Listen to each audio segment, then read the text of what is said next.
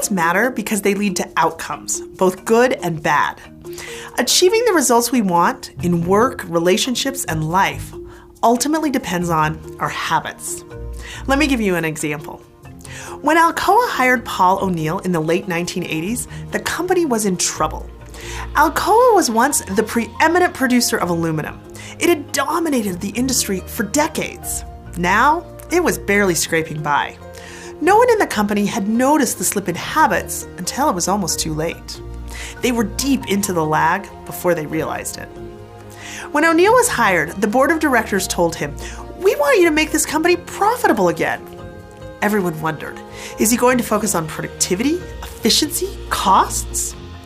Then O'Neill announced his priority. He wanted to change worker safety habits.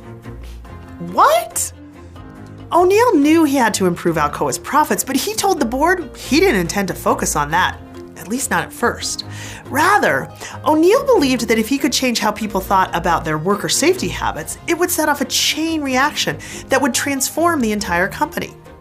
By getting workers to focus on something small at first, something where they could see immediate big wins, and something that mattered to them, like their own health and the safety of their coworkers, they would transform everything. So with this in mind, on his very first day, O'Neill told the company's tens of thousands of workers that their goal from that point forward was to get to 0 injuries.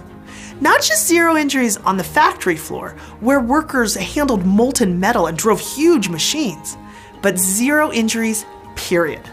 No paper cuts, no one tripping in the parking lot. And to do this, he proposed a new corporate habit. Anytime any kind of injury occurred, from a forklift accident to stumbling over office furniture, that was a cue for a routine. Write up a report describing exactly what happened, why it occurred, and how Alcoa could make sure it never happened again. And those reports had to be filed within 24 hours of the injury. It turns out that the safest way to make aluminum is also the best way to make aluminum.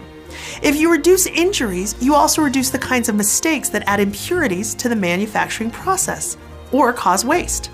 And if you make better aluminum, your profits go up.